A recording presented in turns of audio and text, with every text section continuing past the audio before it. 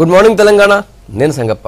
ఇవాళ పేపర్లో వచ్చినటువంటి ముఖ్యమైన వార్తలు చూసి వాటిని విశ్లేషిద్దాం. ఫస్ట్ వెలుగు చూద్దాం. వెలుగు నిన్న తెలంగాణ భవన్లో టీఆర్ఎస్ వర్కింగ్ ప్రెసిడెంట్ కేటీఆర్ మాట్లాడారు. కొన్ని జాయినింగ్ సందర్భంగా కీలెరిగి వాత పెట్టాలే, సారు కారు 16తో ఢిల్లీ సర్కారుకు మనము కీలకం కావాలని చెప్పి నిన్న ఆయన మాట్లాడారు. అదే పాయింట్ని వెలుగు హైలైట్ చేసింది. కీలెరిగి వాత పెట్టాలే, సారు కారు 16 ఢిల్లీలో సర్కారు. ఇదే నినాదంతో ముందుకు పోదాం అని చెప్పారు కేటీఆర్. 16 ఎంపీ సీట్లు గెలుద్దాం, ఢిల్లీని శాసిద్దాం. మోడీకి గ్రాఫ్ లేదు, రాహుల్కు సీన్ లేదు. ఢిల్లీ పెద్దలే హైదరాబాద్ చుట్టూ తిరగాలే, ఎర్రకోటపై ఎవరు జెండా ఎగిరేయాలనో తెలంగాణ నిర్ణయించాలి అని చెప్పి నేను ఆయన అన్నారు.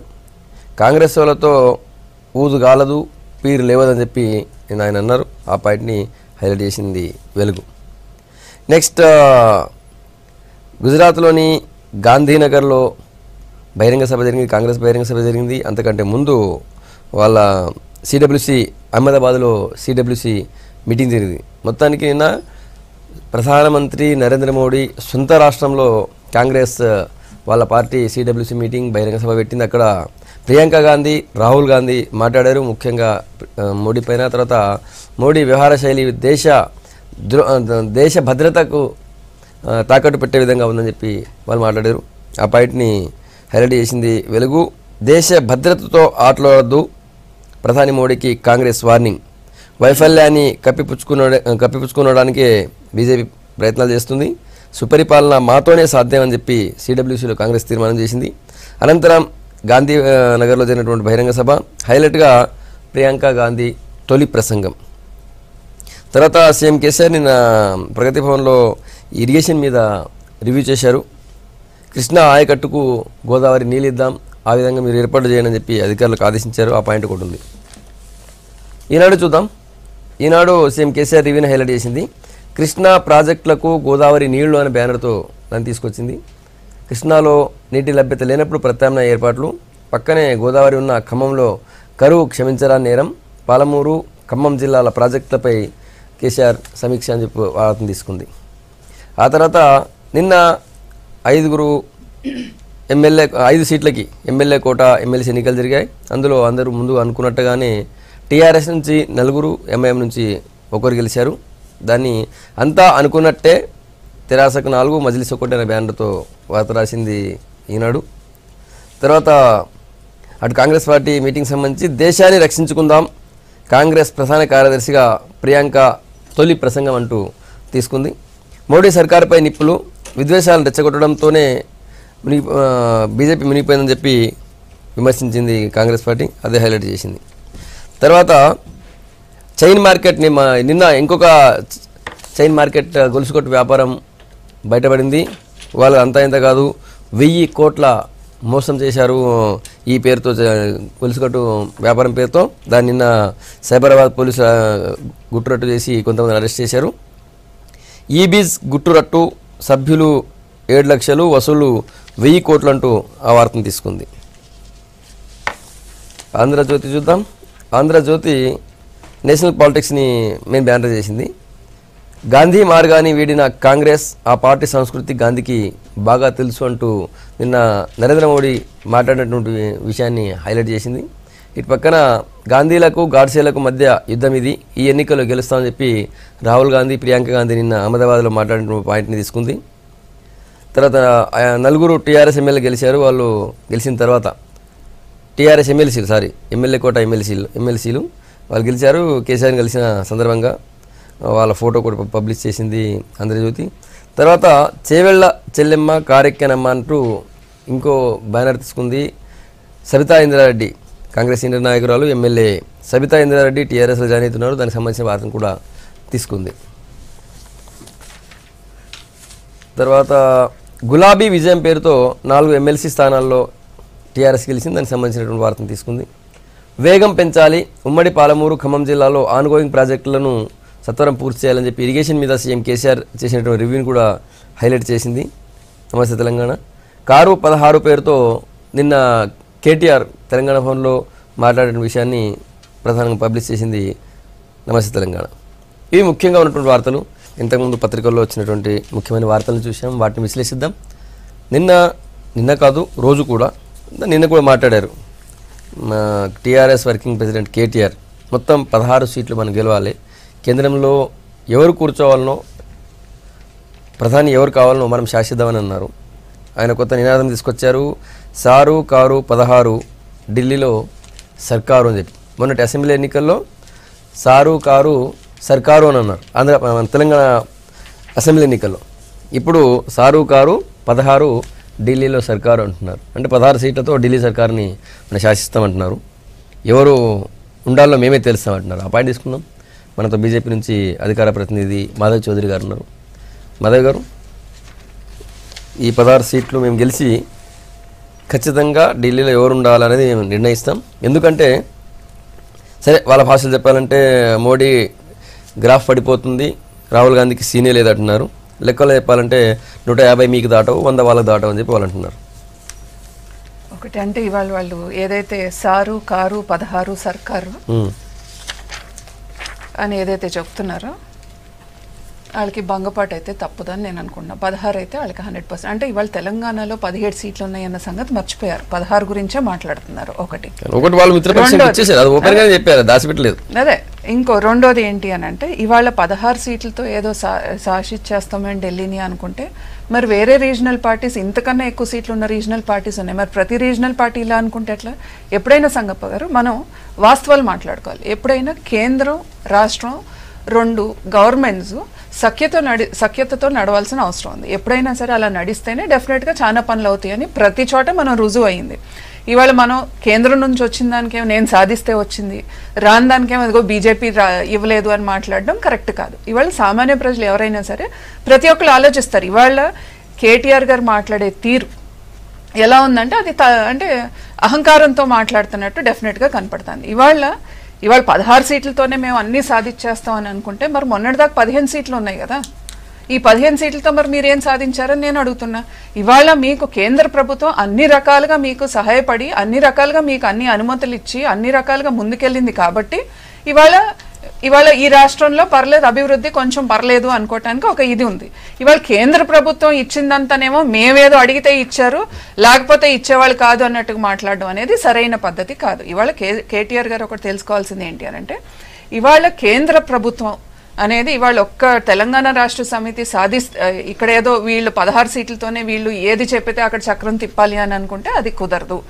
ఇవాళ ఏ రాష్ట్రానికి ఆ రాష్ట్రానికి చూసుకుంటే అన్ని చాలా రీజనల్ పార్టీస్ ఉన్నాయి. ఇవాళ 30 సీట్లు ఉన్న రీజనల్ పార్టీస్ ఉన్నాయి. మరి వాళ్ళు ఎక్కడ చక్రం తిప్పుతారు? ఇవాళ అట్లా అనుకుంటే ప్రతి ఒక్కరు ఇలానే మేము చక్రం తిప్పుకుంటాం అనుకుంటే ఒక స్టేబుల్ గవర్నమెంట్ అయితే డెఫినెట్ గా బీజేపీ గవర్నమెంట్ 100% ఫామ్ అవుతుంది. సరే మోడీ గారి గ్రాఫ్ పడిపోయిందో పెరిగిందో అనేది రేపు ఎలక్షన్స్ చెప్తాయి. మా గ్రాఫ్ పడిపోయిందనే అనుకోండి, మా గ్రాఫ్ పడిపోతే ఒక పక్కన వీళ్ళు మహాగఠబంధన్ అని చెప్పి ఎందుకు అన్ని పార్టీస్ కలుస్తున్నాయి? మా గ్రాఫ్ పడిపోతే ఎవరు కలరు కదా, వాళ్ళు ఇండివిజువల్ గానే పోటీ చేసేవాళ్ళు కదా. ఎప్పుడైతే వీళ్ళందరూ పోటీ అంటే వీళ్ళందరూ ఒక మోదీ గారిని పడేయాలి, ఆ గవర్నమెంట్ ని పడేయాలి, మా గవర్నమెంట్ ని పడేయాలని ఒక ఉద్దేశంతో ఈ పార్టీలన్నీ కలిపి ఒక మహాగఠబంధన్ అని ఏర్పాటైనాయి. సరే రేపు వీళ్ళు ఏదో శాసిస్తారు ఈ 16 మందితో వీళ్ళు, సరే ఎవరిని వాళ్ళు పీఎం క్యాండిడేట్ గా చేస్తారు అది కూడా చూద్దాం మనం. రైట్. కాంగ్రెస్ పార్టీ నుంచి అధికార ప్రతినిధి రామచంద్రారెడ్డి గారు వచ్చారు. రామచంద్రారెడ్డి గారు, జాతీయ పార్టీలు కాదు, మాకు 16 సీట్లు ఇవ్వండి, మేము 16 సీట్లతో కేంద్రంలో ఢిల్లీలో ప్రధానమంత్రి ఎవరు కావాలో మేమే డిసైడ్ చేస్తాం, తద్వారా రాష్ట్రాన్ని బాగా అభివృద్ధి చేయడానికి అవకాశం ఉంటుందని కేటీఆర్ గారు మళ్ళీ అన్నారు నిన్న. అంటే ఇప్పుడు ఏదైనా ఒక సినిమాకి ఏముంటుందంటే ఒక సబ్ టైటిల్ ఉంటుంది ఎప్పుడైనా. అదేవిధంగా ప్రతి ఎలక్షన్కి కూడా ఒక్కొక్క సబ్ టైటిల్తోని టీఆర్ఎస్ పార్టీ వాళ్ళు ముందరకు పోవటం వాళ్ళకి అలవాటు, ఆనవాయితీ. మరి ఆ సబ్ టైటిల్ జనానికి మొన్నటి ఎన్నికల్లో సారు కారు సర్కారు అన్నారు, జనం అట్లనే ఓటేసినారు. మరి ఇప్పుడు ఏమంటున్నారు? సారు కారు 16 ఢిల్లీలో సర్కారు అంటున్నారు. అంటే ఎప్పుడైనా కానీ కొంచెం తొందరగా మినుగురు పూలు ఎక్కువ అట్రాక్ట్ చేస్తాయి. సరే ఇప్పుడు కాకుండా కానీ గ్రాడ్యువల్గా తెలంగాణ సమాజానికి ఎంత నష్టపోయిందని తెలుస్తుంది. సరే అది అటు ఉంచితే ఒకవైపున ఫెడరల్ ఫ్రంట్ అని చెప్పేసి మొదలుపెట్టి అధికారంలోకి ఒకవేళ వీళ్ళు గినక అనుకున్నట్టు జాతీయ పార్టీలను కాదని చెప్పేసి అధికారంలోకి వచ్చిన అనుకుందాం ఒక్క నిమిషానికి. అనుకున్న సందర్భంలో మరి వీళ్ళు ఢిల్లీలో మెడల్ వంచాల్సిన అవసరం ఏంది? ఢిల్లీ వాళ్ళతోని సఖ్యతగా ఉండి లేకుండా ఉంటే వీళ్ళు కూడా పార్ట్ ఉంటారు కాబట్టి గవర్నమెంట్లో పనులు చేయించగలుగుతారు కదా. అట్లా కాకుండా మీరు 16 సీట్లు మాకు ఇస్తే మేము వాళ్ళ మెడల్ వంచి ఇక్కడ మీ పనులన్నీ చేయిస్తామని చెప్పేసి మళ్ళొకసారి తెలంగాణ సమాజానికి పార్ట్ అంటున్నారు. కేంద్రంలో మేమే పార్ట్ అవుతాం, కేంద్రంలో ఎవరు ఉండాలో శాసిస్తాం, డిసైడ్ చేస్తామంటున్నారు. డిసైడ్ చేసేది మేము అని చెప్పేసి అంటాం కాదు. మెడల్ ఉంచుతాం, 16 సీట్లు ఇవ్వండి, మీరు మెడల్ ఉంచుతాము. సౌత్ ఇండియా మొత్తంలో 100 సీట్లను మనం ఇస్తున్నాము. మనలాంటి వాళ్ళు కూడా ఆశావాహులు ఇంకొక 80 నుంచి 100 మంది ఉన్నారు అని చెప్పేసి మళ్ళీ పిట్ట కథలు మొదలు పెట్టారు తప్పితే ఇప్పటిదాకా ఎలక్షన్లు అయిపోయినాయి. ఇప్పుడు 4 నెలల కాలం అవుతుంది. ఇచ్చినటువంటి ప్రామిసెస్ ఎంతవరకు ఫుల్ఫిల్ చేసినాం అన్నది చేసి ఏమన్నా ముందరికి ప్రజానీకం ముందరికి పోయి ఓట్లు అడగాలి తప్పితే ఏది కాకుండా మళ్ళీ పిట్ట కథలతో మొదలు పెట్టడం ఎంతవరకు అని చెప్పేసి అంటాం. రెండో మాట ఇంకొక మాట చెప్తుండే. అదేవిధంగా ఇంకోటి, ఈ భారతదేశానికి ఎప్పుడైనా కానీ జాతీయ పార్టీల యొక్క ఆవశ్యకత ఎంతైనా ఉంది. ఎందుకనంటే ఇంతకుముందు గత సందర్భాల్లో చూసినాం, చీలికలు పేలికలే వచ్చి జాతీయ ప్రాతినిధ్యం లేకుండా ఉన్నట్లయితే ఎక్కడ కూడా ఇంతవరకు పార్టీ మనుగడలోకి ఉన్నటువంటి సందర్భం లేదు. కాబట్టి వీళ్ళు ఏదో కళ్ళగంటున్నారు. ఎంతసేపటికి కూడా వీళ్ళు ఇక్కడ వేసినటువంటి ఈ పిట్టకథలు కానీ ఈ కళలు కానీ ఎన్ని తీసుకుపోయి మోడీ ఖజానాల ఏది డిపాజిట్ చేయడం కోసం టీఆర్ఎస్ పార్టీ చేస్తున్నటువంటి ప్రయత్నం తప్పితే తెలంగాణ సమాజాన్ని మళ్ళొకసారి మోసం చేసి చేస్తున్నటువంటి సందర్భం తప్పితే వేరేది కాదు. వాళ్ళకి కూడా లేదని నేను చెప్పగలుగుతాం. సరే, వాళ్ళ దీనికి 16 సీట్లతో ఢిల్లీలో సర్కార్ డిసైడ్ చేస్తామంటున్నారు. మీకు పెట్టే కథలు అంటున్నారు. సరే చూద్దాం. నోముల నరసింహ గారు వచ్చారు, టీఆర్ఎస్ నుంచి సీనియర్ నాయకులు, ఎమ్మెల్యే. నోముల గారు, ఈ 16 సీట్లతో మీరు సాధించేది ఏంది? అట్లా అనుకుంటే ఇప్పుడే 15 ఉన్నాయి కదా, ఇప్పుడేం సాధించినారని అడుగుతున్నారు ఇద్దరు కూడా. మనం కొన్ని విషయాలను 16 సీట్లతోటి కాదు, ఒక్క సీటుతోటి పివి నరసింహారావు రాజ్యం వేరిండు. వాళ్ళు అప్పుడే మర్చిపోతే వానలు కొట్టగానే వాతలు మార్చిపోతే చాలా బాధాకరమైన అంశం అది. ఒకటే సీటుతోటి రాజ్యం వెళ్ళినాడు, 5 సంవత్సరాలు పూర్తిగా వెళ్ళాడు. ఏం జరిగిందో మనకు తెలుసు. తర్వాత కోర్టులు ఏ రకంగా ఏమనేమో మనకు తెలుసు. అది కాదు ఇక్కడ. ఒకటి ఏంటంటే దేశానికి దిక్సూచి ఏముండాలి. 70 సంవత్సరాలు దాటిపోయిన స్వతంత్రం వచ్చి ఎన్ని నీళ్లు సముద్రంలో కలిసిపోతున్నాయి, ఎంతమంది అల్లాడిపోతున్నారు వ్యవసాయం చేసి. ఉత్తర దక్షిణ ప్రాంతాల నదులు అనుసంధానం చేస్తామని చెప్పేసి అనుకున్నాము.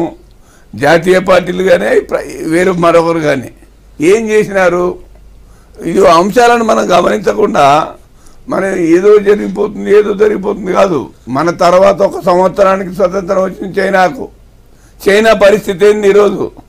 చైనా ఏ రకమైనటువంటి పద్ధతుల్లో దూసుకుపోతుంది, ఎంత ఇరిగేటెడ్ ఏరియా ఉంది, ఎంత ఇండస్ట్రియల్ గ్రోత్ ఉందో చూడాల్సిన అవసరం ఉంది. టీఆర్ఎస్ పార్టీ ఎవరికో మోడీకో లేకపోతే ఇంకెవరికో దారాదత్తం చేయడానికి సిద్ధంగా లేదు. ఈ రాష్ట్ర ప్రయోజనాల కోసం, ఈ దేశ ప్రయోజనాల కోసం పనిచేయడానికి సిద్ధంగా ఉంది. మనం ఒకటి గమనించాలి. నదులకు సంబంధించి 1300 టీఎంసీల నీళ్లు గోదావరిలో మిగిలినాయి. అవి వాడుకుంటే తప్ప శరణ్యం లేదంటే సమైక్య పాలనలో ఎప్పుడు అదే మాట చెప్పినారు. కానీ దాని గురించి అడిగినోడు లేడు, మాట్లాడినోడు లేడు. తెలంగాణ రాష్ట్రం రాగానే వెంటబడి వాటికి సంబంధించిన హర్డిల్స్ అన్ని తొలగించుకున్నది మాత్రం కేసీఆరే కదా. ఈరోజు కాళేశ్వరం ప్రాజెక్టు ఒక గొప్ప ప్రాజెక్టు దేశంలో ఏర్పాటవుతుంది కదా. ఇది ఎవరి కోసం చేస్తున్నాం? మన రాష్ట్రం కోసం చేస్తున్నాం. దేశానికి ఆ రకమైన చేయాల్సినటువంటి అవసరం ఉంది. నీళ్లు ప్లెంటీ ఆఫ్ ది వాటర్ సముద్రం పాలవుతున్నటువంటి పరిస్థితి ఉంది. అది మనకు సోయలేదా? 5 సంవత్సరాలు మాత్రమే ఎంపీలను కొనుక్కొని రాజ్యం వెళ్ళి 1 సీటుతోటి మెజారిటీతో కూడా రాజ్యం వెళ్ళినటువంటి పరిస్థితులు జాతీయ పార్టీలు చేసినాయి. అది అంతకంటే ఉత్కృష్టమైన పరిస్థితి మరొకటి లేదు. ప్రజల కోసం పనిచేయాల్సిన పార్టీగా ఉండాల్సిన అవసరం ఉంది. ప్రజల ఎజెండాగా ఉండాల్సిన అవసరం ఉంది. జైళ్ళ పాలవడం, అనేక కుంభకోణాల పాల్గొవడం ఇవన్నీ జరిగిపోయినాయి కదా. అది జరగకుండా ఉండాలంటే ఒకటే, ఏ ఒక్క పార్టీ అధికారంలో ఉన్నా నియంతృత్వం ఉంటుంది. ఖచ్చితంగా మిశ్రమ ప్రభుత్వాలతోటి మాత్రమే అన్ని రకాల అభివృద్ధి సాధించబడుతుంది. ఇది మర్చిపోయి ప్రాంతీయ పార్టీలు వాడు చేసిండు వీడు చేసిండు అనుకుంటే. సరే, గత 5 సంవత్సరాల్లో మీరు ఇరిగేషన్ గురించి, సమైక్య పాలన గురించి ఇన్ని మాటలు చెప్తున్నారు. మీరు ముందర పెట్టింది ఏంది? ఇవాళ తెలంగాణ ప్రజలకి ఎక్కడ ఏ విధమైనటువంటి ఫలాలను అందిస్తున్నారు మీరు చెప్పండి.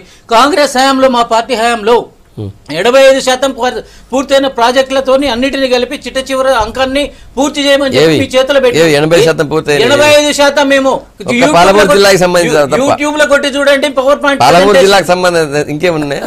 పాలమూరు ఒకటి కాదు, భద్రాద్రి కానీ ఎక్కడైనా కానీ ఇంకొకటి ఇవన్నీ కూడా యూట్యూబ్ లో పెట్టున్నాయి, వీటన్నిటిని కూడా మీరు చూసుకోమని చెప్పేసి ముఖ్యమంత్రి చెప్తే చేసే సందర్భం లేదు. ఇవాళ వచ్చేసి రీడిజైన్ల పేరుతోని కమిషన్ల కకృతితో చేసి సరే ఓకే మీరు మళ్ళీ కూడా తెలంగాణ ప్రజానికాన్ని మెస్మరైజ్ చేయగలిగినరు, అంత మాత్రం చేత మీరు ఏదో సుపరిపాలన అందిస్తుంటారని కాదు. మేము సూచించేది ఒకటి, మాటలు కాదు చేతల్లో చూపియండి. నిరుద్యోగ భృతి అన్నారు, అసలు నిరుద్యోగం అంటే ఎవరు ఇంతవరకు తెలుసుకునే పరిస్థితి, డబ్బులు అంటే ఈ విధంగా ఉంది కాబట్టి ఇవన్నీ చేయమని చెప్పేసి నేను ఒకటి మాట్లాడుతున్నాను. మనము చేతలలో చూపిస్తున్నామా మాటలలో చూపిస్తున్నామా, ప్రజలు ఏ రకంగా తిరస్కరించినారు, ఏ పార్టీని ఎట్లా తిరస్కరించినారో మనకు అర్థమవుతుంది. మూచేతికి కంకణం కట్టుకొని అద్దంలో చూసుకుంటామంటే అది మూర్ఖత్వం తప్ప మరొకటి కాదు కదా, చేతికే ఉండే కంకణం. అందుకని ఆ రాజకీయ పార్టీలు ఆ రకమైనటువంటి ఆలోచనతో వస్తే అంతకంటే అధ్వాన పరిస్థితి ఉండదు. ఒకటి మాత్రం నిజం, ఇక్కడ వాస్తవాలు ఆలోచిస్తే దేశానికి ఉన్నటువంటి సంపద ఈరోజు ఇండస్ట్రియల్ పాలసీ కానీ అగ్రికల్చర్ పాలసీ, ఎకరానికి ఇన్ని డబ్బులు ఇస్తానని చెప్పి జాతీయ పార్టీ నాయకుడు ఉన్నటువంటి ప్రధానమంత్రి అడాప్ట్ చేసినటువంటి పరిస్థితి రైతు బంధు. అందుకని కేంద్రము అడాప్ట్ చేస్తున్నటువంటి పాలసీలు ఈరోజు మిషన్ భగీరథ కానీ మిషన్ కాకతీయ కానీ రైతు బంధు కానీ రైతు బీమా, 5 నిమిషాలకు రైతు అల్లాడిపోయి చచ్చిపోతున్నాడని చెప్పేసి భారతదేశ వ్యాప్తంగా ఘోషిస్తున్నటువంటి రిపోర్టునే వాటి కోసం చేసింది ఏంది మీరు? కనీసం 5 సంవత్సరాల్లో నేషనల్ హ్యూమన్ రైట్స్ కమిషన్ చివాట్లు పెట్టింది రైతుల ఆత్మహత్యల గురించి మన తెలంగాణను ఉద్దేశించి. ఎట్లా తెలంగాణ తగ్గినాయని చెప్పి పదే పదే మాధవ్ చౌదరి గారు, ప్రాంతీయ పార్టీ అయినప్పటికీ ప్రాంతీయ ఆకాంక్షలు గుర్తిస్తూ ముందుకు పోవడం, జాతీయ దృక్పథంతో ముందుకు పోవడం మా టార్గెట్. ఇప్పుడు ఏం చేస్తలేరు అని అంటున్నారు. అదే ఒక మాట అన్నారు, అంటే నియంతృత్వం గురించి మాట్లాడారు. సెంట్రల్ ఏదో నియంతృత్వం జరుగుతుంది, అక్కడ మిక్స్డ్ ఉండాలి అందరూ కలిపి. మరి స్టేట్లో ఎందుకు మిక్స్డ్ ఉండకూడదు? ఇక్కడేమో మేము సింగిల్గా ఉండాలి, సెంటర్లో మాత్రం అందరూ మిక్స్డ్గా ఉండాలని మాట్లాడుతున్నారు. అంటే 40 years ఎక్స్పీరియన్స్ ఉన్న నోముల నర్సయ్య గారు ఆ మాట అంటే బాధాకరమైన విషయం. ఎందుకంటే ఇవాళ ఈ రాష్ట్రంలో ఏ రకంగా పార్టీ ఫిరాయింపులు జరుగుతున్నాయి, ఏ రకంగా ప్రోత్సహిస్తున్నారు అనేది ప్రతి ఒక్కరు గమనిస్తున్నారు. ఒకటి తర్వాత రైతు గురించి మాట్లాడారు, చాలా బాధ ఉంది, వీళ్ళకి ఒక్కళ్ళకే రైతు, లేకపోతే నీళ్ళ గురించి మాట్లాడారు. ఇప్పుడు దాకా అసలు నీళ్ళు ఎవరు డ్యాములు కట్టలేదు, ఎవరు రైతులకు నీళ్ళు అందించలేదు, వీళ్ళు వచ్చినాక నీళ్ళు అందిస్తున్నట్టు, లేకపోతే ఇవాళ ఈ నీటి గురించి రాష్ట్రాల విభజన జరిగినట్టు మాట్లాడుతున్నారు. ఒకటి. రెండోది, నిజంగానే అంత రైతుల మీద ఇది ఉన్నప్పుడు డెఫినెట్గా కొన్ని పథకాలు తీసుకొచ్చారు, కానీ మీరు మార్కెట్ ఇంటర్వెన్షన్ ఫండ్ పెట్టారా? సాయిల్ హెల్త్ కార్డ్స్ కేంద్ర ప్రభుత్వం మీకు పైలట్ ప్రాజెక్ట్ కింద డబ్బులు ఇచ్చి అన్ని ట్రాన్స్ఫర్ చేస్తే మీరు సాయిల్ హెల్త్ కార్డ్స్ ఇచ్చారా? ఇవాళ ఫసల్ బీమా కేంద్ర ప్రభుత్వం ఫసల్ బీమా ఇచ్చింది. ఎందుకు? క్రాప్ ఏదైనా డ్యామేజ్ అయితే అది కావాలా? మీరు సరే రైతులకి మీరు రైతు బీమా ఇచ్చారు, మేము కాదన్నట్ల. రైతు బీమా ఒక రైతుకి డెఫినెట్ గా పనికి వస్తుంది ఏదైనా అయితే, కానీ క్రాప్ ప్రతి ఒక్క రైతు పండించే పంటకి ఫసల్ బీమాని దాన్ని మీరు సరిగా అమలు చేయని పరిస్థితుల్లో ఇవాళ రాష్ట్రం ఉంటే మీరు దాని గురించి ఏం మాట్లాడతారు సంగప్ప గారు? అంటే ఇవాళ నిజంగానే మీరు రైతును రాజు చేస్తామన్నారా, లేకపోతే ఇవాళ మనం చూసాం ఎంతో మంది రైతులు కూలీలుగా పనిచేస్తున్నారు. మొన్నటికి మొన్న మనం ఇదే పేపర్లో చూసాం, రైతు ఒక హోటల్లో సర్వర్గా లేకపోతే క్లీన్ చేసుకుంటా, ఈ ఎన్నో మనం పేపర్లో చూస్తున్నాం. అయితే నేను అనేది ఇవాళ మీకు ఇవాళ నంబర్లు ఉంటే ఉండిండొచ్చు, ఇవాళ మాకు ఇక్కడ నంబర్లు ఉన్నాయి కాబట్టి కేంద్రంలో కూడా మేమే చక్రం తిప్పుతాం. అంటే ఇవాళ ఈ రాష్ట్రంలో December 11 రిజల్ట్స్ వస్తాయి. ఈ రోజు దాకా మీరు సాయంత్రం మంత్రిమండలి వేసుకోలేని మీరు, మహిళలకు అన్యాయం చేసిన మీరు కేంద్రంలోకి వెళ్ళి ఏం చేస్తారు? ఇవాళ ప్రజలు చూడట్లేదు అనుకుంటున్నారా సంగప్ప గారు? ప్రతి ఒక్కటి ప్రజలు గమనిస్తున్నారు. ఇవాళ మీకు నంబర్స్ ఉండుండొచ్చు, మేము ఏదనుకుంటే అది చేస్తాం మీరు అనుకుని ఉండొచ్చు, కానీ ఏదో ఒక రోజు ఇది తిప్పి కొడుతుంది, ఏదో ఒక రోజు ప్రజలు సరైన గుణపాఠం చెప్తారు. ఇక్కడే మా సోదరికి పాపం పిల్లకాక ఉండిల దెబ్బ అన్నట్టు ఒకటి ఉంటుంది కథ. ఇప్పుడు అది కాదు నేను అడిగేది. మా మంత్రిమండలిలో 2 మహిళలు ఉన్నారా, 1 మహిళలు ఉన్నారా, ఇది కాదు సమస్య. నేను అనేది ఏంది, ఈ దేశానికి దిక్సూచిగా ఉండాలంటే అంకుశం ఉండాలి. అంకుశం లేకుండా ఉండదు. రాష్ట్రాల డబ్బులతోటి కేంద్రం పెత్తనం చేస్తుంది, ఇస్తానన్న డబ్బులు ఇవ్వడం లేదు, ఫెడరల్ సిస్టమ్ మొత్తం నాశనం అవుతుంది. ఫెడరల్ సిస్టానికి సంబంధించినటువంటి తీరు లేదు. రెండో అంశం ఏంటంటే ఇందులో గొప్ప అంశం మా సోదరు చెప్తుంది, మీరు పంటలకు భూమికి పైసలు ఇస్తే ఎట్లా గిట్టుబాటు ధర కావాలని. భూమికి పైసలు ఇస్తే పంట పండేది భూమిలోనే. రైతుకు భూమికి పైసలు ఇస్తే ఆ పంటకు సంబంధించినటువంటి ఖర్చు తగ్గుతుంది, పెట్టుబడి.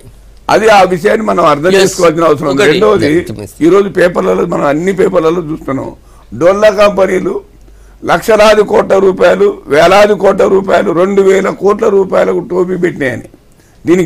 దీన్ని ఎవరు చూడాలా? Who is the watchman, who is the controller? Government of India నుంచి రావాలా. గవర్నమెంట్ ఆఫ్ ఇండియా ఏం చేస్తుంది అనేది మనం చూడాలి కదా. ఎవరిని కుర్చీ ఎవరిని 5 ఏళ్ళు వాడు చూస్తాడా? ఏమైనా 5 ఏళ్ళు అది చూసుకున్న పోతే దేశం ఏం కావాలని చెప్పేసి ఈ రోజు కేసీఆర్ అడుగుతున్నాడు. అది అడుగుతాం తప్ప స్ఫూర్తి ఉండాలి డెఫినెట్ గా. ఇవాళ రాష్ట్రాల నుంచే కేంద్రానికి డబ్బులు వెళ్తాయి, కేంద్రానికి ఇంకెక్కడి నుంచి సపరేట్ గా రాదు, లేదా కేంద్రం తన కోసం ఏం ఖర్చు పెట్టుకోదు, మళ్ళీ రాష్ట్రాలకే ఖర్చు పెడుతుంది. ఇవాళ మరి మీరు పంచాయతీలకు ఎన్ని డబ్బులు ఇచ్చారో మీరు చెప్పండి. రాష్ట్రాల నుంచి వచ్చిన డబ్బులు మీరు పంచాయతీలు కేటాయించాల్సిన దాంట్లో ఎన్ని కేటాయించారు మీరు చెప్పండి. ఇవాళ పంచాయతీకి ఒక్క రూపాయి కూడా వీళ్ళు ఇవ్వలేదు సంగప్ప గారు. ఇవాళ కేంద్రం నుంచి వచ్చిన డబ్బులతో మీరు కరెంట్ బిల్లు కట్టుకున్నారు, వాటర్ బిల్స్ కట్టుకున్నారు, ఒక్క రూపాయి ఇవ్వలేని పరిస్థితిలో మీరు ఉన్నారు. ఇప్పుడు మేడం ఒక మాట, పంచాయతీలకు పాపం మేము ఒక పైస చేయలేదు కానీ ఈ రోజు 90% పంచాయతీలు మాకు గెలిపించినారు ప్రజలు. మేము ఇవ్వకపోతే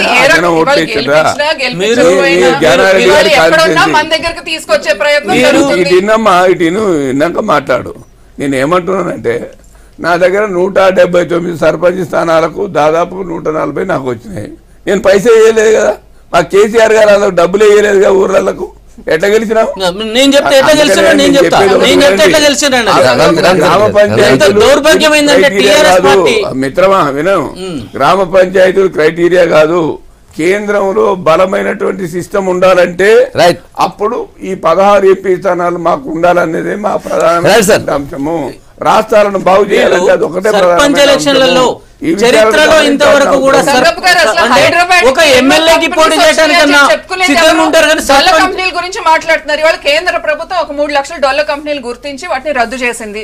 ఇవాళ ఈ రాష్ట్రంలో కేటీఆర్ గారే కదా మాటిమాటికి వచ్చి చెప్పుకునేది చాలా కంపెనీలు వచ్చినాయి. కంపెనీస్ లో రిజిస్టర్ అయితే కంపెనీ వచ్చినట్టు కాదు అని మేము ఎన్నోసార్లు చెప్పాం. కానీ కేటీఆర్ గారు కదా చెప్పుకుంది, మరి దానికి సమాధానం మీరు చెప్పాలి, కేంద్ర ప్రభుత్వం కాదు. ఇవాళ స్టేట్ లో రిజిస్టర్ ఆఫ్ కంపెనీస్ లో రిజిస్టర్ అయిన కంపెనీస్ గురించి మేము తీసుకొచ్చేసామని గొప్పలు చెప్పుకునే మీరు దాని గురించి మీరు సమాధానం చెప్పాలి. ఇవాళ ఎంత ఉపాధి కల్పించారు, ఎన్ని జాబ్స్ పెరిగినాయి ఏంటనేది మీరు సమాధానం చెప్పాలి. బ్యాంకులు ఎవరు కంట్రోల్ ఉన్నాయమ్మా? ఇవాళ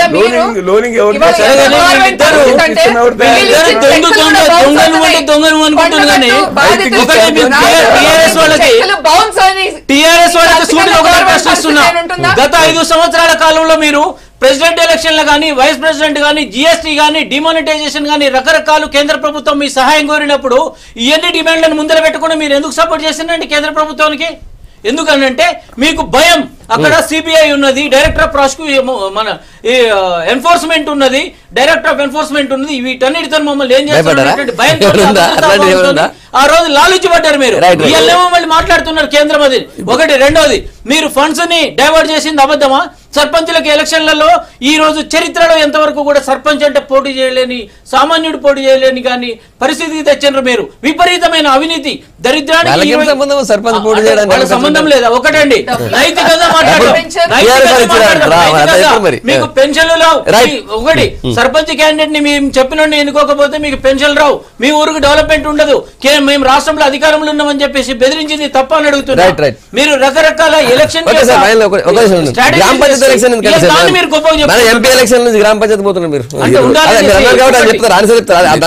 మిత్రమా నేను చెప్పేది ఒకటి, ఎవరు ప్రలోభాలు పెట్టిర్రో, ఎవరు బెదిరించారో, ఎవరు ఎట్లా అధికారాలకు వచ్చిర్రో పాపం ఆ నాగార్జున సాగర్ కాన్స్టిట్యూన్సీని అడిగితే, ఆ జనాన్ని అడిగితే చెప్తారు. మనం చెప్పిర్రు.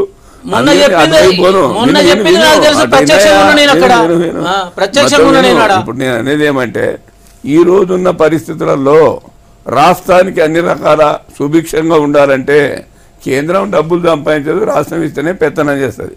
కానీ నువ్వు ఇచ్చే డబ్బులు సకాలంలో ఇవ్వకుండా తీసుకున్న రేషియో ఎక్కువ తీసుకొని డైరెక్ట్గా నేనే పైసలు పంపుతానంటే నీవు ఉన్న ఏజెన్సీ కాదు, ఏజెన్సీ రాష్ట్ర ప్రభుత్వం. ఇది వదిలిపెట్టేసి ఇక్కడ గమనించాల్సింది ఏమంటే, ఇప్పుడున్న పరిస్థితులలో నిజాయితీగా నీతిగా పరిపాలన జరగాలంటే రాష్ట్ర ప్రభుత్వాలు కట్టుదిట్టమైన పద్ధతులు ఉంటే. ఇంతకుముందు స్టేట్ పాలిటిక్స్ అంటే స్టేట్ నుంచి కేంద్రానికి సంబంధించిన పాలిటిక్స్ మాట్లాడడం. ఇప్పుడు నేషనల్ ఇష్యూ చూసినట్టయితే నిన్న ప్రధానమంత్రి నరేంద్ర మోడీ సొంత రాష్ట్రంలో కాంగ్రెస్ పార్టీ వాళ్ళ సిడబ్ల్యూసీ మీటింగ్ పెట్టుకుంది, తర్వాత బహిరంగ సభ పెట్టింది. అక్కడ దేశంలో మొత్తం ఈ ప్రభుత్వం ముఖ్యంగా నరేంద్ర మోడీ ద్వేషం నింపేశారని చెప్పి ప్రియాంక ఫైర్ అయినారు. ఇది గాంధీలకు గాడ్సేలకు మధ్య జరుగుతున్న యుద్ధం, ఈ యుద్ధంలో మనమే గెలుస్తామని చెప్పి రాహుల్ గాంధీ కూడా అన్నారు. మాధవ్ చౌదరి గారు ఏం చెప్తారు మీరు? ముందు అసలు ప్రియాంక గాంధీ గారు ఫైనల్ గా నేషనల్ ఇష్యూస్ గురించి మాట్లాడుతున్నారు.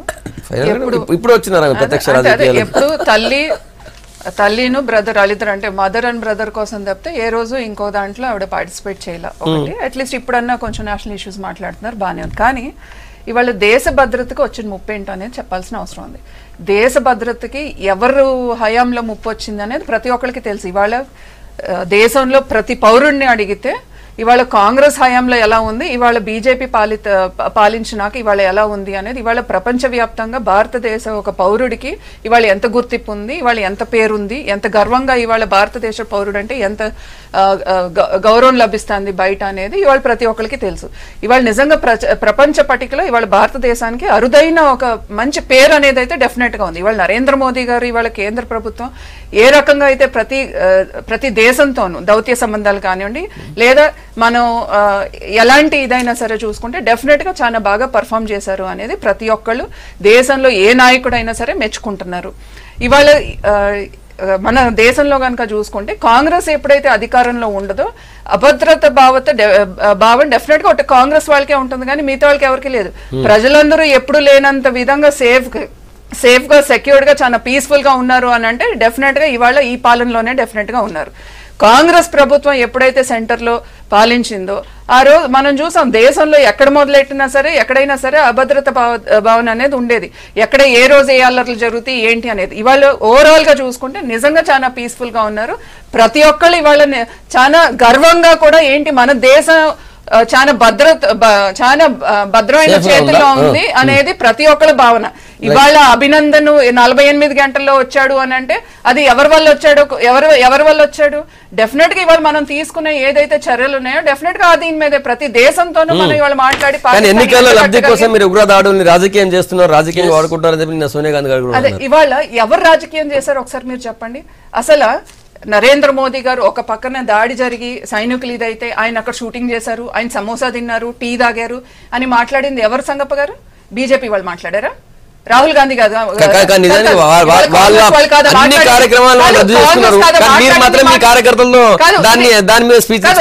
ఇది కాంగ్రెస్ కాదా మాట్లాడింది చెప్పండి.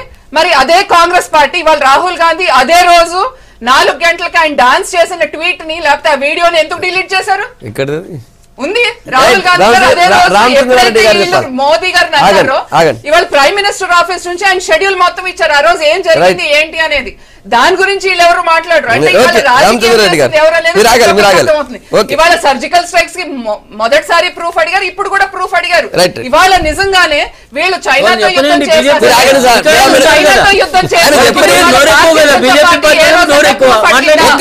ఏ రోజన్నా ప్రూఫ్ భారతీయ జనతా పార్టీ చేసినప్పుడు. ఇప్పుడు మొన్న రాజ్నాథ్ సింగ్ కర్ణాటక రాష్ట్రంలో మాట్లాడేటప్పుడు 3 సర్జికల్ స్ట్రైక్స్ చేశాము, 2 గురించి చెప్తా 3వ దాని గురించి చెప్పనన్నాడు. ఓకే, అటువంటి కాన్ఫిడెన్షియల్ దాన్ని ప్రజల ముందరికి తీసుకొచ్చి చెప్పమని ఎవరన్నా అడిగిన రాష్ట్ర ముఖ్యమంత్రి అడిగిండా, ఇంకెవరన్నా అడిగినరా? అంటే అది రాజకీయం చేయటం కదా. అంటే మేము మునగాళ్ళం 3 సర్జికల్ స్ట్రైక్స్ చేసినాము, ఒక దాని గురించి చెప్పము, సీక్రెట్ని కూడా నా రాజకీయ ప్రలోభాలకు నా రాజకీయ లబ్ధి కోసం మీ ముందర పెడుతున్నానని చెప్పటము రాజకీయం చేయటం కదా అని అడుగుతున్నా. రెండో విషయానికి వచ్చినట్లయితే ఇప్పటిదాకా కూడా చూసినట్లయితే సుప్రీంకోర్టు ఎన్నో సందర్భాల్లో కూడా ఇక్కడ అసహనం పెరిగిపోతుంది అని చెప్పేసి అన్నటువంటి సందర్భం లేదా, గోహత్యల గురించి కామెంట్ చేసిన సందర్భం లేదా, రాష్ట్ర ప్రభుత్వ చీఫ్ సెక్రటరీని డీజీపీలను పిలిపించి చివట్లు పెట్టి శాంతి భద్రతలను కాపాడలేకపోతుందని చెప్పేసినటువంటి సందర్భం అబద్ధం అని చెప్పేసి అంటున్నాం. ఇంకోటి మీ పార్టీల అంతర్గతంగా సరే నియంతృత్వ విధానాలు నడుస్తున్నాయి, వేరే నాయకుల యొక్క మాటకు చెల్లుబాటు లేదంటే మీ అంతర్గత విషయం మాకు సంబంధం లేదు. అయినప్పటికీ కూడా ప్రధాన ప్రతిపక్షంగా ఉంటున్నప్పుడు మా బాధ్యత ఏంటంటే మీరు తీసుకున్నటువంటి అనాలోచిత నిర్ణయాలు. ఆర్బీఐ గవర్నర్ నిన్న రైట్ టు ఇన్ఫర్మేషన్ యాక్ట్ కింద అడిగితే ఈ డిమానిటైజేషన్ తోని లాభం ఏం లేదు, మొత్తం ల్యాండెడ్ బ్యాంకులో ఉన్నది డబ్బు అంతా నల్లధనం అంతా బంగారంలో ఉన్నది అని చెప్పినప్పుడు మీరు నేను ఒక మార్కు ఆ రోజు ఇందిరాగాంధీ గరీబీ హఠావో అనే దాన్ని చేసి చూపించింది, మేము కూడా ఏదో చేయించాలన్నటువంటి అత్యుత్సాహంతో డిమానిటైజేషన్ చేసి దేశాన్ని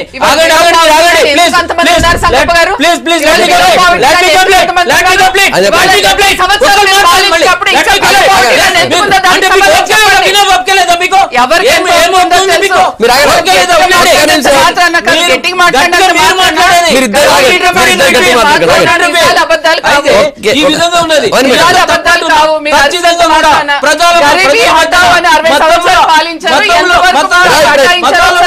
పెట్టింది మీరు కాదని అడుగుతున్నా.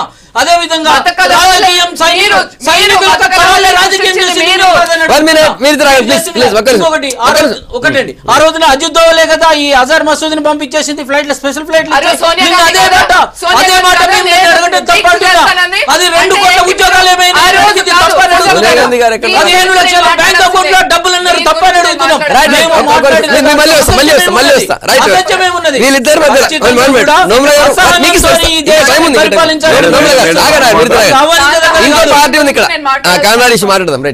ఇక్కడ మనం భారత ప్రభుత్వం గురించి మాట్లాడేటప్పుడు భారత ప్రభుత్వము రక్షించబడాలంటే, భారత ప్రజలు రక్షించబడాలంటే అన్ని రకాల ఫోర్సు, బార్డర్ ఫోర్స్ ఉంటుంది. బార్డర్ ఫోర్సు బాధ్యత బార్డర్ ఫోర్సు నిర్వహించాల్సిందే. దే మెంట్ ఫర్ దెమ్, దానికోసమే ఉన్నారు. దాన్ని తీసుకొచ్చి అదేదో మా గొప్పతనం అయినట్టు, వీరేదో పోయి యుద్ధం చేసి వచ్చినట్టు, యుద్ధ విమానాలలాగా తీసుకుపోయినట్టు మాట్లాడుకోవడం అంటే ఇది అత్యంత నీచమైనటువంటి సంస్కృతి. ఎందుకని వాళ్ళ డ్యూటీ వాళ్ళు చేస్తున్నారు, కరేజియస్గా చేస్తున్నారు, దేశభక్తితో చేస్తున్నారు. మనం ఏ దేశభక్తితో జైలుకు పోతున్నాం? ఏ దేశభక్తితోటి, ఏ రాజకీయ భక్తితోటి కోట్లాది రూపాయలు వసూలు చేసుకొని తింటున్నాం? అది మర్చిపోయి మిలిటరీ ఏదో చేస్తే మా గొప్పతనం అంటే, మిలిటరీ దేశ రక్షణ కోసం ఉన్నదాన్ని దేశ రక్షణ కోసమే చూడాలి. వాళ్ళను మొత్తం సుప్రీం చేస్తే పాకిస్తాన్లో వచ్చినటువంటి మిలిటరీ పరిపాలన ఎప్పుడు రాక తప్పదు. అందుకని కార్గిల్ యుద్ధం పేరుతో ఒకసారి, మరొక ఏదో రకమైనటువంటి పాకిస్తాన్ మీద కాలు దువ్వడం కాదు, ఖచ్చితంగా మనం రక్షించుకోవాలి పాకిస్తాన్ నుంచి దేశాన్ని, ఉగ్రవాదం నుంచి రక్షించుకోవాలి దేశాన్ని. కానీ అదే ఎజెండాగా పెడితే నేను అడుగుతున్న ఒకటే సంగప్ప గారు, నువ్వు 5 సంవత్సరాలు నేను ఛాయ మీద తప్ప దేశాన్ని నమ్మనని చెప్పినటువంటి ప్రధానమంత్రివే, నేను ఛాయ్ అమ్ముతున్నాను, గొర్రెలు కాస్తున్నాను, సామాన్యుని, నాకేం వచ్చింది నీ దగ్గర నుంచి అంటే అడుగుతున్నా. కేసీఆర్ గారు గొర్రెలు ఇచ్చినాడు, ఇంకొక ఆయన ఇంకోటి ఇచ్చినాడు, ఇంకో రాష్ట్రంలో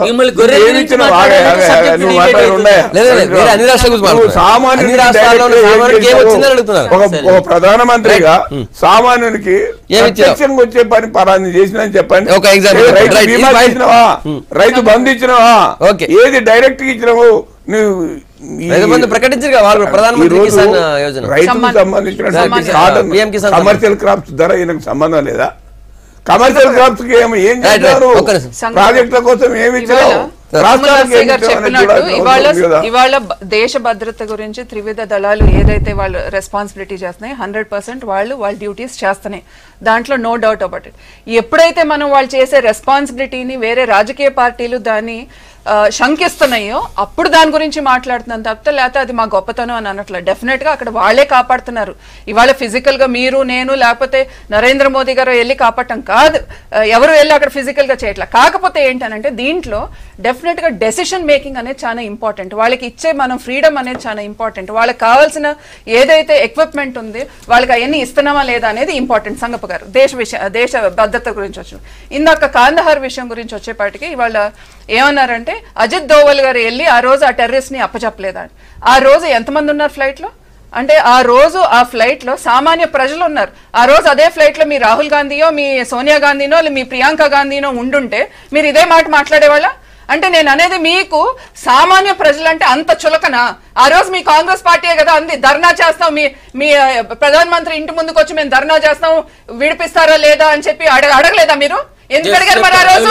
అంటే మీకు ఎలా ఉందంటే ఇవాళ ఆ రోజు కాందహార్ లో సామాన్య ప్రజలు ప్రాణాలు కాపాడడానికి రాజకీయంగా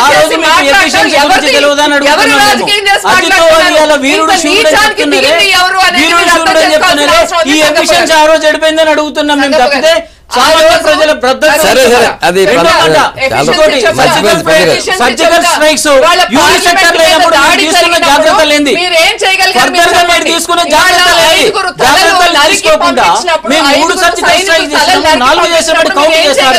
చెప్పండి 4 సార్లు మేము శత్రు దేశంలో 4 సార్లు శత్రు కాందహార్ కంటే ముందు మళ్ళీ ఇంకా ఇంకో prevention is better than curative విషయం మీకు తెలియదా? మీకు భద్రతా ఇంటెలిజెన్స్ వ్యవస్థ ఇంత వైఫల్యం ఉన్నప్పుడు మీకు తెలియదా? ఎందుకు ఇవన్నీ వైఫల్యం అడుగుతున్నాము? చేసి డిఫెన్స్ కావాల్సిన ఎక్విప్మెంట్ ని ఇప్పుడు దాకా వీళ్ళు కొనలేని పరిస్థితిలో ఎందుకు చేశారు ఈ దేశాన్ని అనేది ముందు వీళ్ళు సమాధానం చెప్పాలి. ఒకటి రాఫెల్ యుద్ధ విమానం అనేది రాహుల్ గాంధీ ఒక failure అండి. రాహుల్ గాంధీ ఈ రోజు అందులో ఇది గాంధీలకి గాడ్సేలకి గాంధీలకి కాసేపు ఆపమనండి.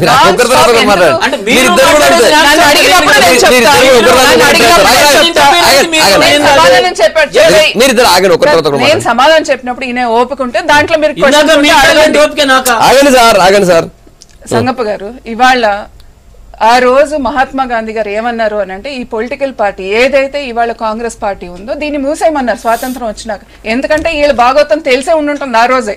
ఎందుకంటే ఇవాళ నిన్న ప్రియాంక గాంధీ గారు మాట్లాడతా, నాకు ఎప్పుడు పర్సనల్ గా మాట్లాడడం ఇష్టం ఉండదు, కానీ ఇవాళ దేశ భద్రత గురించి మాట్లాడి ఇవాళ గుజరాత్కి వెళ్ళి ఫస్ట్ టైం నేను గుజరాత్కి వచ్చానని, ఫస్ట్ టైం శబర్మతి ఆశ్రమంకి వచ్చానని, అంటే గాంధీ గారు ఎక్కడైతే దండి మార్చ్ మొదలెట్టారో, ఎక్కడైతే ఆయన చాలా కాలం ఎక్కడ గడిపారో ఆ ఆశ్రమం కంటే మొదటిసారి వస్తున్నారంట. అంటే గాంధీ పేరు మాత్రం పెట్టుకుంటారు కానీ ఇవాళ శబర్మతి ఆశ్రమం మాత్రం ఫస్ట్ టైం వచ్చామని చెప్పుకుంటారు. అంటే ఇవాళ తెలిసిపోతుంది 47 సంవత్సరాల్లో మొదటిసారి శబర్మతి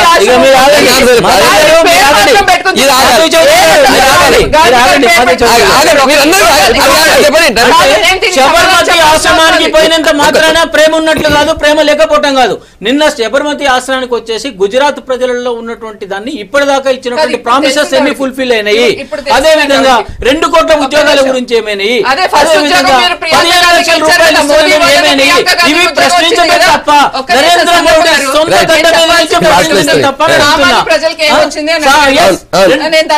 2 కోట్ల ఉద్యోగాల గురించి చెప్పండి. సామాన్యుడు ఇవాళ బేటీ బచావ్ బేటీ పడావ్ అని ఒక ఆడపిల్ల గర్భంలో ఉన్నప్పుడే చనిపోయే పరిస్థితి నుంచి ఇవాళ ఒక ఆడపిల్లకి భరోసా ఇచ్చి సుకన్య సమృద్ధి యోజన అని చెప్పి ఇవాళ ఒక ఆడపిల్లకి భరోసా ఇవ్వటమే కాకుండా ముద్రా యోజన అని చెప్పి ఇవాళ అసలు కొలాటరల్స్ లేకుండా వాళ్ళకి లోన్స్ ఇచ్చి వాళ్ళ కాళ్ళ మీద వాళ్ళు నిలబడేటట్టు చేయటం కానివ్వండి, లేదా ఇవాళ ప్రతి ఇంటికి టాయిలెట్ ఉండాలి హెల్త్ పరంగా కానివ్వండి, సేఫ్టీ అండ్ సెక్యూరిటీ పరంగా కానీ ఇవన్నీ చేసింది ప్రధాన మంత్రి గారు కాదా, ఇవాళ కేంద్ర ప్రభుత్వం కాదా? లేదు ఇవాళ రైతులకి 2 కోట్ల ఉద్యోగాల గురించి మాట్లాడండి. అయ్యా నాయన, మీరు ఉన్నప్పుడు 60 సంవత్సరాలు ఎన్ని టాయిలెట్స్ కట్టారు? ఈ 4 సంవత్సరాలు చెప్పండి. గ్యాస్ కనెక్షన్స్ 60 సంవత్సరాలు మీరు ఎన్ని ఇచ్చారు? ఈ 4.5 సంవత్సరాలు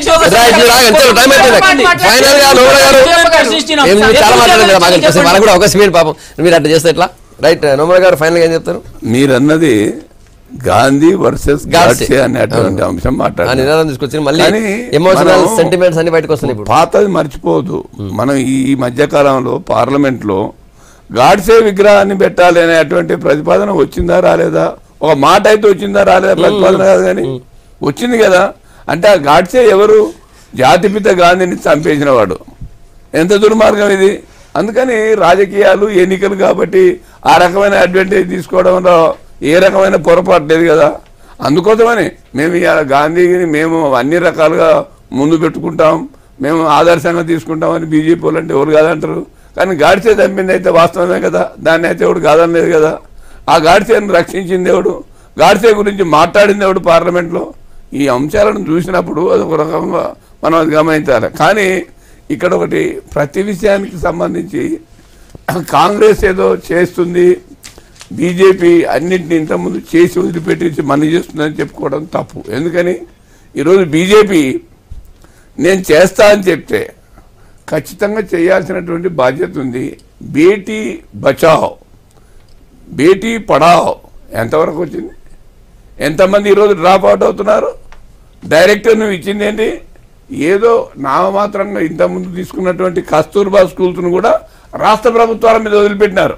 మోడల్ స్కూల్స్ కూడా, అందుకని మోడల్ స్కూల్స్ కూడా ప్రభుత్వాల మీద వదిలిపెట్టినారు. మీరు ఒట్టి స్లోగన్ తీసుకొని ఆ స్లోగన్ చాలా గొప్పగా ఉందని చెప్పేసి మాట్లాడుకోవడం వల్ల ఈ శుష్క ప్రియాలు శూన్యాస్తాలు.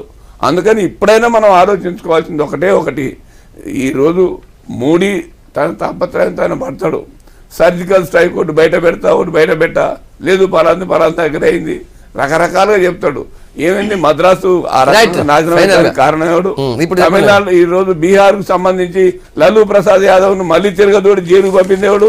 మనకి ఏటి సంబంధం లేదనుకుంటే రాష్ట్ర ప్రభుత్వాలు ఉన్నటువంటి Right, madam. అన్ని Final. రకాల అనర్థాల కారణం మూడి కానీ నోముల నర్సయ్య గారు అంటే ఆయన టీఆర్ఎస్ లో ఉన్నానన్న సంగతి మర్చిపోయి ఇంకా కమ్యూనిస్ట్ భావజాలతో మాట్లాడుతున్నట్టు అనిపించింది. ఎందుకు TRS నాయకులు ప్రశ్నించలేదా? ఇందాక స్టార్టింగ్ లో TRS కూడా నాయకులు ఆయన ప్రశ్నించలేదు. చైనానే తీసుకొచ్చారు. డెఫినెట్ గా అంటే అది ఎక్కడికి పోదు కదా, డెఫినెట్ గా దాంతో ఉన్నారు కాబట్టి డెఫినెట్ గా అది ఎక్కడికి పోదు. కానీ ఒకటి ఇవాళ బేటీ బచావ్ బేటీ పడావ్తో ఏం సాధించారు అని అంటే నేను ఒకటి అడుగుతున్నా, మీరు ఇవాళ స్కూల్స్ ఎన్ని స్కూల్స్ మీరు మూసేశారు ఇక్కడ? ఇవాళ కోర్టు మీకు మొట్టిగా వేసింది ఎందుకు మీరు మూసేశారు స్కూల్స్ అని. అంటే ఇవాళ ఒకటండి, ఇవాళ కేంద్ర ప్రభుత్వం మీకు అన్ని రకాలుగా ఫండ్స్ ఇచ్చి ఇక్కడ ఇన్ఫ్రాస్ట్రక్చర్ డెవలప్ చేయండి అన్ని చేయండి అని మీకు ఇస్తుంటే మీరు ఇక్కడ ఇవాళ ప్రతి ఫండ్ ని డైవర్ట్ చేశారు. అమ్మాయిలకు సంబంధించినటువంటి కస్తూర్బా స్కూల్స్ ని మీరు రాష్ట్రాలకు వదిలేసినారంటున్నారు. ప్రతి ఫండ్ వీళ్ళు డైవర్ట్ చేశారు సంగప్ప గారు. మీరు మళ్ళీ గ్రామ పంచాయతీ ఒకటి స్కూల్ గురించి చెప్పండి. ఆయన అడిగిన రెండు కస్తూర్బా స్కూల్స్ మీరు ఇంతకుముందు సెంట్రల్ గవర్నమెంట్ చూసేది, అది స్టేట్ కు వదిలేసినారు. మోడల్ స్కూల్స్ ని గాలికి వదిలేసినారు. చాలా రాష్ట్రాలు మూసేసినారు, వీళ్ళు ఏదో నడిపిస్తున్నారు. ఇక్కడ వీళ్ళు కూడా మూసేస్తారు ఉంచుతారో తెలియదు, ఎందుకంటే దానికి వాళ్ళు వీళ్ళు పట్టించుకుంటారు పెద్దగా. నేను అనేది ఒకటి సంగప్ప గారు, ఇవాళ కేంద్రం నుంచి వచ్చిన నిధులు వీళ్ళు 100% సరిగ్గా యూటిలైజ్ దీని గురించి చెప్పండి. మీరు దీనికి నిధులన్నీ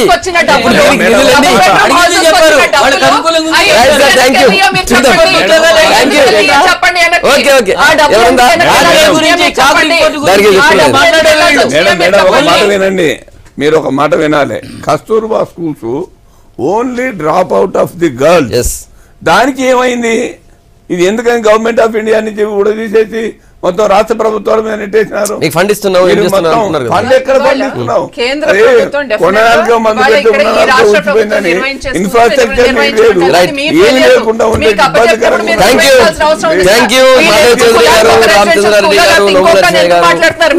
ఇది అయిపోయిందా?